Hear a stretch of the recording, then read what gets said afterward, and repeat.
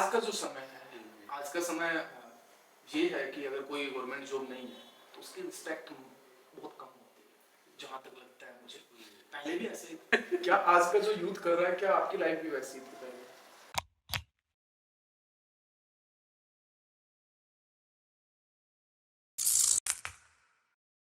Hey guys, welcome back to my new episode.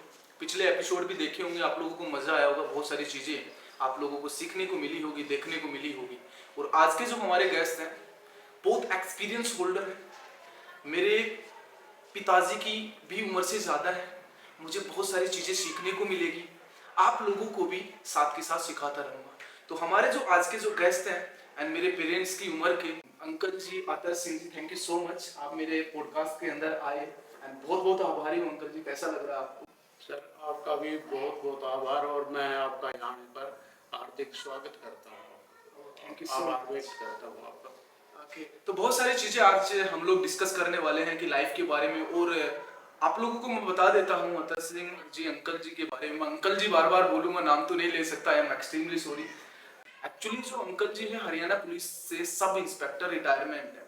अब तुम बोलोगे कि यार सब इंस्पेक्टर रिटायरमेंट तो है, बहुत सारे लोग होंगे, तो ऐसा कुछ नहीं है, बहुत सारे लोग हैं, लेकिन उसके बाद कर क्या रहे हैं, दैट इज मच इंपॉर्टेंट यार। तो हरियाणा पुलिस सब इंस्पेक्टर के बाद में रिटायरमेंट होने के बाद जो काम कर रहे हैं सल्यूट है। वो काम क्या कर रहे हैं वो आज अंकल जी से ही जाने और आप लोगों को भी सीखने को मिलेगा। तो अंकल जी, मुझे आपके बारे में थोड़ा, सबसे पहले तो ये जानना है कि स्टार्टअप कैसे क्या हुआ तुम्हारा, जो आप हरियाणा पुलिस में कैसे कैसे आए? मेरा परिवार मिडिल क्लास से आता है। पिताजी भी हरियाणा पुलिस में ही थे, अंकल जी भी हरियाणा पुलिस में हुआ करते थे। तो उसके बाद में फिर मैंने 81 में बीए कर ली थी। 81 में दिसंबर में फिर अपने यहाँ नारनौल में ही ओपन भर्ती थी। नारनौल में पहले नारनौल के अंदर ही होती थी? हाँ, डिस्ट्रिक्ट हेडक्वार्टर पर रखती थी। तो यहाँ नारनौल में दिसंबर में थी ओपन भर्ती। कौन सी जगह हुई थी वैसे? जी, कौन सी जगह पे हुई थी? यहाँ अपने पुलिस लाइन नारनौल में। पहले जो भर्ती होती थी वो पुलिस लाइन होती थी? पुलिस लाइन में ही हुआ करती थी पहले, जो है पुलिस लाइन में ही भर्ती। अब तो रोड वगैरह बना दिया, तो सिस्टम थोड़ा चेंज हो गया। नहीं तो पुलिस लाइन में ही भर्ती हुआ करती थी। एसपी साहब जो है वो भर्ती किया करते। अच्छा, तो आपने ज्वाइन कब किया था? मैंने 16/12/1981 को मैंने ज्वाइन की थी अपनी हरियाणा पुलिस, और अपनी यही नारनौल से ही ज्वाइन की। अच्छा, एक बात पूछना चाहूँगा, थोड़ा डराना मत मुझे। वो ये है कि आज का जो समय है, आज का समय ये है कि अगर कोई गवर्नमेंट जॉब नहीं है तो उसकी रिस्पेक्ट बहुत कम होती है, जहाँ तक लगता है मुझे। पहले भी ऐसा ही था? ना, पहले ऐसा नहीं था। पहले ऐसा था, कुछ छुपी हुई बेरोजगारी भी थी। छुपी हुई मतलब? छुपी हुई का मतलब ये है कि जैसे अपनी खेती बाड़ी ही लगा लें। अच्छा। तो खेती बाड़ी के अंदर जैसे एक ही परिवार के अंदर 6-7 मेंबर हैं, तो 6-7 मेंबर ही जो है ना अपने उस खेती बाड़ी में लगे रहा करते थे। अगर काम जैसे 4 आदमियों का, तो उसमें 6 आदमी भी लग रहे हैं, तो वो बेरोजगार मतलब महसूस तो नहीं होता, लेकिन उसमें जैसे 3-4 आदमी तो बेरोजगार हो चुकी हुई, उसको बेरोजगारी बोलते हैं कि जहाँ 4 का काम हुआ 6-7 लग रहे हैं। तो पहले लोग महसूस भी इतनी नहीं किया करते थे कि भाई, पहले जमींदारा वगैरह होता था तो उसमें लोग कर लिया करते थे, तो इतनी ज़्यादा रोजगार नहीं भी मिलता था, तो वो इतने वो महसूस नहीं किया करते थे कि भाई अब हमें रोजगार नहीं मिला। मतलब कोई सस्पेंस में नहीं रहते थे, बोले भाई रोजगार मिला तो ठीक है, नहीं मिला तो भी ठीक है। इतना नहीं था कि भड़क नहीं थी। हाँ, भड़क नहीं थी उस टाइम। गवर्नमेंट जॉब ही लग रही है। हाँ, उस टाइम भी मतलब ये नहीं थी कि भाई जो है गवर्नमेंट जॉब ही लगे। अच्छा, मिल गई तो बहुत ही बेस्ट था, नहीं तो अपना वो मतलब किसी को वो नहीं थे। आज के जो पेरेंट्स हैं वो बच्चों को फोर्स करते हैं कि ये क्वेश्चन मुझे पूछनी चाहिए या नहीं पूछनी चाहिए, मुझे भी क्लियर नहीं है, लेकिन मुझे ऐसा लग रहा है कि जो मैं पूछ रहा हूँ वो मेरी ऑडियंस के भी क्वेश्चन हो सकते हैं, जो भाई लोग देखेंगे। जो पहले के जो लोग थे वो लोग क्या करते थे, गवर्नमेंट जॉब को तवज्जो बहुत कम देते थे जी, कम देते थे। लेकिन आज के जो पेरेंट्स हैं वो बहुत ज्यादा तवज्जो देते हैं, ऐसा क्यों है? बस हर एक का एक वो है कि भाई हम सभी गवर्नमेंट जॉब में जाएं, लेकिन इससे अगर गवर्नमेंट जॉब नहीं भी मिलती है तो और अल्टरनेट बहुत हैं। बिजनेस भी शुरू कर सकते हैं, लेकिन पता नहीं जो ग्रामीण जो क्षेत्र है ना, वो बिजनेस की तरफ बहुत कम जाता है, वो ज़्यादातर सर्विस की तरफ ही ध्यान देता है। उन लोगों की ऐसी क्या मेंटलिटी होती है कि जो ग्रामीण इलाके होते हैं, जो हम भाई लोग होते हैं, जो गांव के लोग होते हैं, वो बिजनेस की साइड कम जाते हैं, ऐसा क्यों? एक तो उनका जो है ना, वो थोड़ा फक्र महसूस करते हैं कि जो है गवर्नमेंट जॉब में जब जाते हैं ना, तो एक वो गर्व महसूस करते हैं। सारे बताएंगे भाई मेरा लड़का फौज में भर्ती हो गया, मेरा लड़का पुलिस में भर्ती होगा या कहीं और लग गया, तो एक जो है ना गर्व महसूस करते हैं गवर्नमेंट जॉब का। और सभी को बताया मेरा लड़का फौज में लग गया भाई, मेरा लड़का पुलिस में लग गया भाई। तो ये भी एक थोड़ा वो है। बिजनेस का गांव में इतना वो भी है कि उनको ज्ञान भी नहीं है, एक उनका एक्सपीरियंस भी नहीं है बिजनेस का। अच्छा अच्छा, मतलब उनके पास में वो सोर्स नहीं है, सोर्स like, भी, हाँ, उनके सोर्स पास भी में नहीं है, नॉलेज नहीं हाँ, है, नॉलेज है ना? भी नहीं है व्यापार किया अच्छा इस अच्छा। बिजनेस की। मैं एक और क्वेश्चन ये पूछना चाहूँगा अंकल जी, जैसे कि पहले जो लोग होते थे वो सरवाइव खेती बाड़ी से करते थे, और जैसे कि हमारे पड़ोसी होते हैं, मान लीजिए हम खेती बाड़ी कर रहे हैं और एक पड़ोसी होता है वो अच्छा खासी लाइफ जी रहा है, लाइक गवर्नमेंट जॉब लग रहा है, तो उस वो कंसर्न क्या करते थे आपके, हमारे जो पेरेंट्स थे हम बच्चों से उस समय क्या कंसर्न करते थे उसको देखकर, पड़ोसी को देखकर? मतलब उस समय इतनी जलन नहीं हुआ करती थी, वो भी खुशी महसूस किया करता है यार हमारे पड़ोस का जो है ना वो बच्चा लग गया। वो सभी को पहले तो किसी का बच्चा अगर लग जाता था ना, फौज में भी लग जाता था ना, तो वो अड़ोस पड़ोस सभी को बताता यार मेरा लड़का फौज में लगता, और सभी अड़ोसी पड़ोसी मोहल्ले के सब बड़े खुश हुआ करते थे कि यार फलाने का लड़का जो है ना फौज में लग गया, फलाने का लड़का पुलिस में लग गया। मतलब वो जिलेस वाली भावना नहीं जलस थी, आती थी। हाँ। और वो जो है ना बड़ी खुशी महसूस किया करते थे भाई चलो यार फलाने का लड़का लग गया, बड़ा अच्छा हो गया। और आज के समय की बात आज तो कंपटीशन ही बहुत ज्यादा हो गया। कंपटीशन इन द सेंस, देखो जब मान लीजिए कि आपके बच्चे लग जाते हैं और बगल वाले पड़ोसी क्या करते हैं? थोड़ा सा मुझे बताओ। वैसे पहले के जमाने में तो देखो वो इतनी जलस पैदा नहीं होती थी, नहीं है ना? इतना उस टाइम इतनी नहीं। अब क्या है, अब ऐसा क्यों करते हैं वो? तो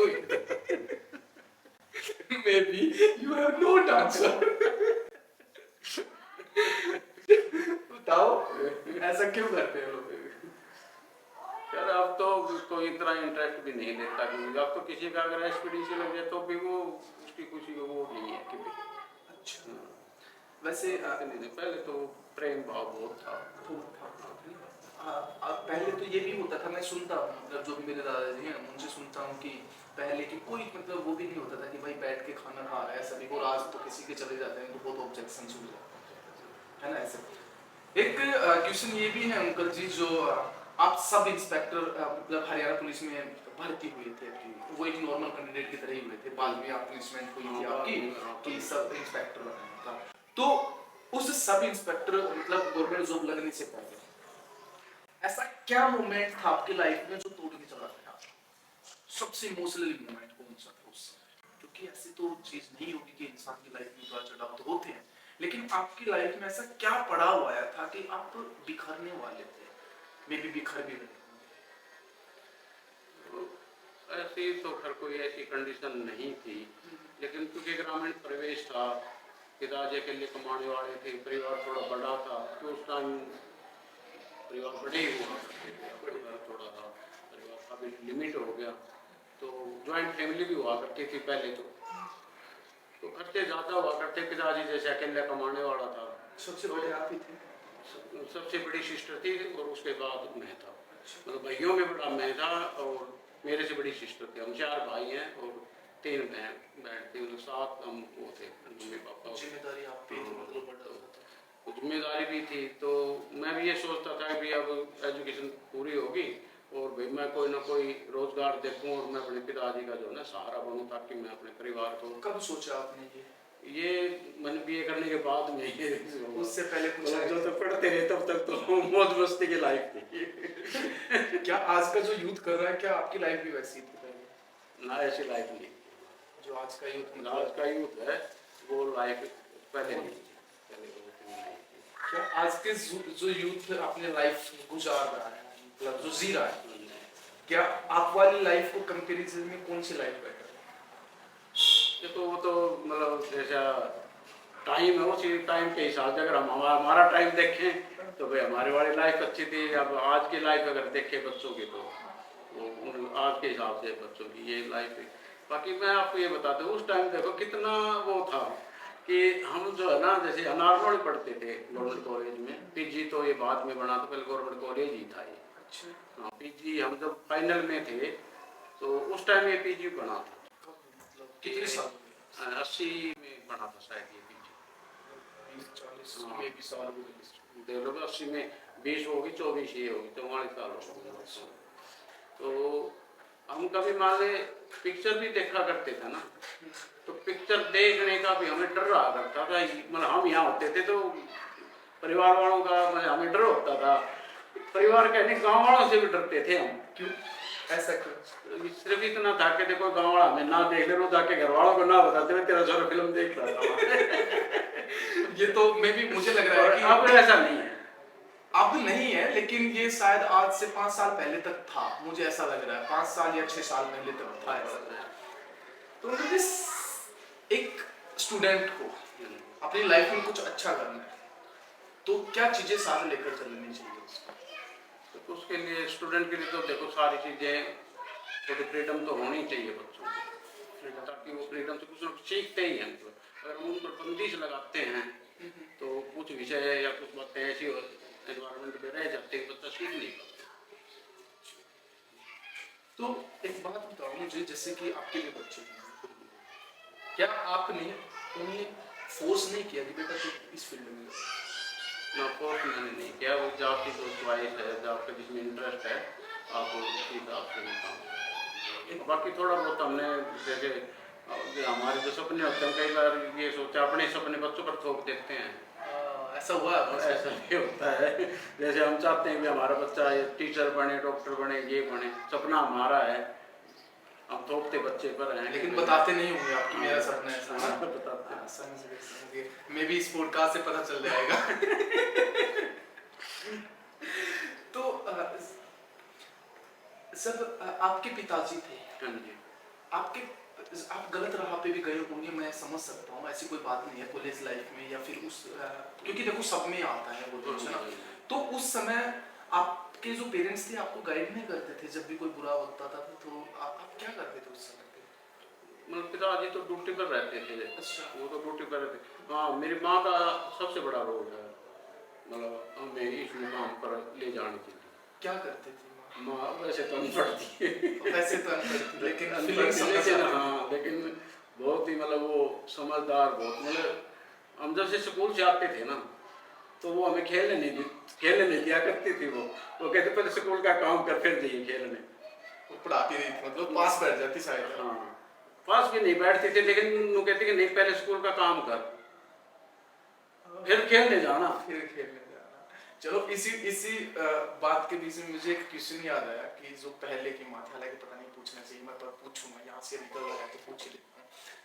पहले की जो माँ और आज की जो माँ, वर्ड तो सेम है लेकिन अंतर क्या है? आई थिंक आप अच्छे से जवाब दे सकते हो इस चीज का। तो ये ऐसा कि उस समय माएँ जो ना मतलब कोई पढ़ी लिखी हुआ करते थे। आज जो है ना तकरीबन सभी माएँ पढ़ी लिखी तो हैं, तो ज़्यादा नहीं तो 10th +2 तो हैं ही हैं आजकल। और उस टाइम तो शायद बिरला ही कोई रियल केस होगा जो कोई पढ़ी होगी, अदरवाइज तो सभी जो है ना अनपढ़ी हुआ करती थी। तो उस समय किस बोलते नहीं थे कि उनके जो हस्बैंड होते थे कि आप पढ़ के अगर ऐसा कुछ ना सब नहीं बोलते थे? मतलब एक प्रकार का जो घूंघट होता था उसी में रहता था, मतलब क्या बोलते उसको, कवर रहता था। घूंघट पड़ता तो घूंघट थी ऐसा पहले। ऐसा ऐसा क्यों थी? मतलब कोई रीजन पता चला? एक्चुअली मैं तो अभी आपसे आपके बच्चों से भी छोटी एज का हूँ, तो मुझे तो अभी मैंने रिसर्च भी नहीं किया उस चीज़ों की कि क्यों रखते थे ऐसे वो लोग कि घूंघट पर था उस समय। आपके मन में विचार नहीं? पुरानी मतलब प्रथा थी समाज के अंदर। घूंघट प्रथा जो है ये बहुत ही पुरानी समय से चली आ रही थी, बस वो ही पीढ़ी दर पीढ़ी ट्रांसफर हो रही थी। आपके मन में ख्याल नहीं आया कि मुझे हटानी चाहिए या फैमिली के अंदर इससे क्या नुकसान हो रहा है, इससे कुछ अच्छा होगा या नहीं होगा, ऐसा कुछ ख्याल नहीं आया आपके मन में? सोचते तो थे कि हटना चाहिए। हाँ, कि भाई ये क्या है घूंघट। मतलब एक मैं आपको छोटी सी पुराने टाइम की एक छोटी बात बताता हूँ, घूंघट की बताता हूँ मैं आपको कि एक कहीं दूसरे गांव के फिर एक कहीं दूसरे गांव का था। शादी के बाद जैसे वो जा रहे थे तो रेलवे स्टेशन के ऊपर वो खड़े थे, अच्छा। मतलब वो दूसरे गांव का जोड़ा था वो भी, और दूसरे गांव का जोड़ा था वो भी, रेलवे स्टेशन ट्रेन से जाना था उनको कहीं। वो घूंघट, एक तो घूंघट हो गया, दूसरा स्टेशन पर भीड़ ज्यादा थी, वो आपस में बदली हो गई। मतलब वो लड़की जो थी ना वो दूसरे के साथ चली गई, जो दूसरे की थी वो दूसरे के साथ चली गई। मतलब एक तो घूंघट की वजह से भीड़ भी थी, मालूम भीड़ के अंदर कुछ समझ में नहीं आया, वो देखा वो उसके पीछे पीछे और उसके पीछे। जब वो अपने बड़े वहाँ गाँव चले गए तो घूंघट में तो थे ही, मान ले नए नई शादी थी। तो जब औरतों ने वो देखा कि ना वो घूंघट उठा तो उन्होंने कहा कि यार ये तो वो लड़की तो है ही नहीं, ये तो हमारी बहू तो है ही नहीं, ये कौन सी भेजती है यहाँ। उधर उन्होंने देखा तो वो कह यार ये तो हमारी वो बहू तो है नहीं जो शुरू में आई थी, ये तो और ही कोई भेजती। उन्होंने तब पहले शर्माया भी करती थी, मतलब जवाब नहीं दिया करती थी वे। तो वह भी ये महसूस करे यार मैं तो पहले आई थी, वो घर तो है ही नहीं ये। उसको भी महसूस तो हो रहा था, लेकिन पता वो भी नहीं रही। अब करे तो क्या करे क्या। तो जो औरतें थी, मान ली जो बड़ी औरतें थी, उन्होंने फिर जो बड़े आदमी थे उनको बताया ये बात, उनके नॉलेज में लाए कि भाई ये तो ऐसी बात हो गई, ये तो वो बहू है ही नहीं जो अपने पहले आई थी शुरू में, ये तो पता नहीं उन्होंने कौन भेजी थी। तो उन्होंने वो देखा, वो उन्होंने देखो अच्छी तरह तुम करके देख लिया हमने, तो बोलो पूछो फिर उससे। फिर औरतों ने उससे पूछा, पूछने के बाद फिर उसने बताया कि भाई मैं तो उस गांव की हूँ। जब वो बातें बताई ना तब फिर वो भेद चला कि भाई ये तो ऐसी ऐसी बात होगी। तो इन चीज़ों का देखो वो था तो सही, अगर घूंघट ना होता तो वो देख करके शायद वो अपने अपने ठिकाने से जाती, अपने पति के साथ वो जाती। तो ये घूंघट का सबसे बड़ा नुकसान, सबसे बड़ा नुकसान था। और उस समय मोबाइल फोन भी ऐसे नहीं होते ना, कोई मतलब मोबाइल फोन तो शायद 92 में 95 में आए शायद। अच्छा, जब आप 1988 या 81 में पास आउट हो चुके थे कॉलेज, हाँ जी, है ना, उस समय आपके पास में मोबाइल फोन तो नहीं ना, तो कैसे लाइफ गुजारते थे? कुछ नहीं था उस टाइम तो, ना इन चीज़ों की कोई ज़रूरत भी थी। क्यों? और आज का जो यूथ है उसको तो बहुत जरूरी है, आज तो बहुत जरूरी, इसके बिना तो काम ही नहीं काम ही नहीं करता है। ऐसा क्यों हो रहा है? अब आपके देखो, दृष्टिकोण से आपको वो पहले वाली लाइफ अच्छी लगती है या फिर ये वाली अच्छी लगती देखो अगर हिसाब से देखें, जैसे पहले क्राइम इतने नहीं थे, लड़कियां सुरक्षित थी उस टाइम में।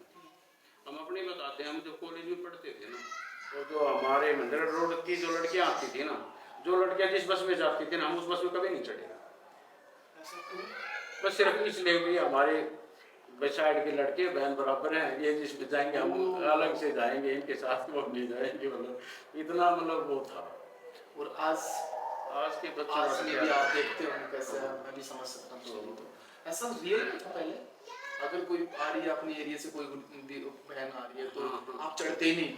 चढ़ते नहीं थे, उधर से आते थे तो मजबूरी होती थी क्योंकि वे कॉलेज में पहुंचना है, लेट होंगे। तो जब कॉलेज में आते थे तब तो ऐसा हो जाता कि वो पीछे से आती थी लड़कियां बैठ करके, तो वो तो एक मजबूरी थी। और जब इधर से जब जाते थे ना तो फिर हम उसमें नहीं जाया करते। ऐसा भी था मतलब उनको एक तरह से अपनी सिस्टर के बराबर समझा करते थे, कोई वो नहीं थी भावनाएं कुछ पहले ऐसा होता था, लेकिन आज का जमाना थोड़ा बहुत ज़्यादा चेंज हो गया है। अब तो हम किसी के ऊपर विश्वास भी नहीं कर सकते। जब आप गवर्नमेंट जॉब में इंक्लूड होने के बाद उस समय अपनी फैमिली की खुशी क्या थी, कैसी क्या थी? जब भर्ती हुआ तो पूरे परिवार के अंदर जो है ना खुशी की लहर होगी थी, हमारा बेटा जो है ना हरियाणा पुलिस में लग गया है। रिश्तेदारी में भी, गांव में भी मतलब ये हो गया था, अगले फला का लड़का जो ना हरियाणा पुलिस में लग गया, बहुत बढ़िया हो गया। अच्छा, उस समय अंकल जी एक गवर्नमेंट जॉब के अंदर जो अधिकारी होता था हरियाणा पुलिस के, तो उस समय सैलरी जो लगे थे कितना क्या था? सैलरी उस टाइम कम ही हुआ करती थी, मेरे को शायद पहली सैलरी मुझे ध्यान से शायद 400 रुपये मिली महीने की। महीने। ये 400 रुपये कितने रुपए के बराबर में भी अगर आज के हिसाब से लेकर चले? अब देख लो आज एक सिपाही की जो है 50-60 हज़ार रुपये है, तो अब आप लगा लो 10 गुना से ज़्यादा होगी। 10 गुना से तो ज़्यादा होगी, लेकिन उस 400 रुपये को हमें कंपेयर करें आज के पैसों में तो कितना हो सकता है? वो तो वही बात है, आज सैलरी बढ़ गई तो उतनी महंगाई है, उस टाइम सैलरी कम थी तो इतनी महंगाई भी नहीं थी उस टाइम। अच्छा, तो अपना मतलब हाँ, दो फैमिली में जॉब हो रही थी तो अच्छी खासी लाइफ जी। फिर सब इंस्पेक्टर का आपको ऑफर कैसे आया, कैसे क्या हुआ, सब इंस्पेक्टर आप बने कैसे हरियाणा पुलिस में? हरियाणा पुलिस में सर एक इसका प्रोसेस है। कैसे वो प्रोसेस? जैसे पहले अंडर 3 बोला करते हैं, जिसकी सर्विस 3 साल की होगी ना, उसके बाद आज हमारा आज भी अभी वही 5 साल है। मतलब आज जो सब आज भी वही इंस्पेक्टर सेम प्रोसेस तो वही है। अगर किसी को सब इंस्पेक्टर का प्रोसेस नहीं पता है तो गाइज आप लोगों को मे बी इस पॉडकास्ट के अंदर अंकल जी आपको बता देंगे कि किस हिसाब से प्रोसेस होता है सब इंस्पेक्टर का हरियाणा पुलिस के अंदर, तो आप सुन लीजिए। इसमें एक तो डायरेक्ट होती है अपॉइंटमेंट, डायरेक्ट सब इंस्पेक्टर। पहले सब इंस्पेक्टर नहीं हुआ करता था, एएसआई हुआ करता था, असिस्टेंट सब इंस्पेक्टर हुआ करता था पहले। फिर बाद में सब तो मुझे एक्चुअली याद नहीं है, लेकिन बाद में फिर एएसआई डायरेक्ट खत्म करके डायरेक्ट एसआई लेने लगे सब इंस्पेक्टर। बाकी अगर जो सिपाही भर्ती होता है उसके लिए एक प्रोसेस है कि जैसे जिसकी सर्विस 3 साल होगी ना कंप्लीट, तो उसके लिए एक B1 टेस्ट बोलते हैं, जिसको अपन हेड कांस्टेबल का कोर्स समझ लो। हेड कांस्टेबल के लिए वो क्वालिफाई करता है, तो उसका पहले एक रिटन टेस्ट होता है। जो रिटन टेस्ट क्लियर करते हैं फिर उसका जो ग्राउंड वर्क है जैसे पीटी परेड वगैरह का वो टेस्ट होता है। और जो कैंडिडेट जो सिपाही उस क्राइटेरिया को फुलफिल करता है उसको, तो उसका वो आ जाता है नंबर हेड कांस्टेबल के उसमें कोर्स में सबसे पहले। तो उसको हम सबसे पहले बोलते हैं B1 टेस्ट। तो जो B1 टेस्ट क्लियर करना पड़ता है फिर हो जाएगा। ये कंपलसरी है मतलब सभी ये कंपलसरी है कि वो सबसे पहले B1 टेस्ट क्लियर करेगा। वो क्लियर होने के बाद फिर उसका चयन हो जाएगा, सिलेक्शन हो जाएगा हेड कांस्टेबल के कोर्स के लिए। फिर वो कोर्स भी जाता है, हमारा कोर्स होता है अपने मधुबन। आपकी भी वही हुआ था? हाँ, मतलब वो अब तो एकेडमी बना दी। पहले कैसा तो क्या था मधुबन के अंदर? ट्रेनिंग सेंटर था ये हमारा पूरा हरियाणा का। पूरा हरियाणा का अपना मधुबन पुलिस का, हाँ जी, पुलिस का जो है ट्रेनिंग सेंटर था ये पुलिस वगैरह था, ये कुछ नहीं? ये ना उस टाइम नहीं थे हमारा टाइम। ठीक है, आप भी सो थे? हाँ, मधुबन ही की थी हमने भी, मधुबन ही ट्रेनिंग की थी। यही था अपना पूरे हरियाणा का ट्रेनिंग सेंटर मधुबन ही था। अब तो बोनसी भी होगी, सुनारिया भी होगी, और जब कई बार ज़्यादा भर्तियाँ हो जाती हैं तो यहाँ हिसार भी चलाया था ट्रेनिंग सेंटर, उसमें मैं खुद लॉ इंस्पेक्टर रहा था। अच्छा। मैं लॉ इंस्पेक्टर रहा था रिक्रूट्स को पढ़ाने के लिए, तो मैं यहाँ अपने मधुबन भी रहा हूँ लॉ इंस्पेक्टर। अच्छा। और यहाँ अपने हिसार भी रहा हूँ और बोनसी भी रहा हूँ। तीनों में मैं लॉ इंस्पेक्टर में रहा हूँ। जो रिक्रूट्स जो न्यूली अपॉइंटेड होते हैं इसको पढ़ाने के लिए होते हैं। एक आउटडोर स्टाफ होता है कि इंडोर स्टाफ होता है। आउटडोर के अंदर तो जो पीटी परेड सिखाते हैं उस्ताद वो होते हैं। इंडोर स्टाफ में लॉ पढ़ाया जाता है उनको, उसमें सारे सब्जेक्ट होते हैं, लॉ के सब्जेक्ट भी होते हैं। इसके अलावा दूसरे भी अपने ये सब्जेक्ट होते हैं जो अपनी जो आम जनता से रिलेटेड होते हैं सब्जेक्ट्स। अच्छा, वो सारे उसमें वो भी पढ़ाए जाते हैं। उसको कंप्लीट करने के बाद फिर उसका कोर्स हो जाता है। कोर्स होने के बाद में पास आउट हो जाता है। फिर आगे जब वैकेंसी आती है तो वैकेंसी के हिसाब से फिर उनको हेड कांस्टेबल प्रमोट कर दिया जाता है। अच्छा, तो हेड कांस्टेबल से फिर आपका जो सब इंस्पेक्टर बनने का जो सफर, फिर हेड कांस्टेबल के बाद फिर सीनियरिटी से होता है फिर। अच्छा, seniority in the sense? Seniority का मतलब सीनियरिटी के हिसाब से भाई ये लोअर कब करके ये कोर्स कब करके आए, लोअर का मतलब हेड कांस्टेबल कोर्स ये कब करके आए, ये कब करके आए, ये कब करके, जो मतलब पहले कर रहा है बैच के हिसाब से, ये इस बैच में करके आया था, ये अगले बैच में करके आया था, ये अगले बैच। तो आगे तो है सीनियरिटी से प्रमोशन।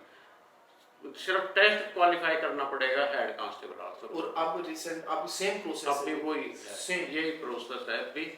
अब पहले 3 साल बाद टेस्ट दे सकते थे, अब उसको शायद 5 साल कर दिए उसको।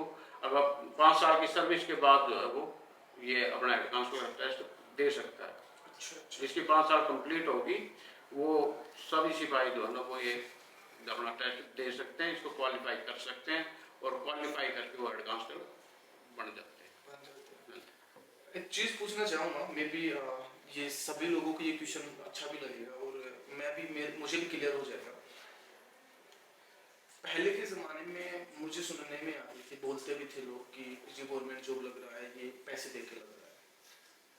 जब अगर एक वर्ड में बोलूँ तो चेक चलते थे पहले ना, ऐसा नहीं सुनने में आया हमारे टाइम में, मतलब ऐसा नहीं था। बीच में एबिलिटी उसकी वो थी, मतलब बीच में तो ऐसा कुछ हुआ कि जैक से लगा भाई, क्योंकि मोहल्ले में गांव में ऐसा कुछ होता है भाई ये तो जैक से लगा है। पहले इसने राजनीतिक तौर पे कितने जागरूक थे ही नहीं लोग।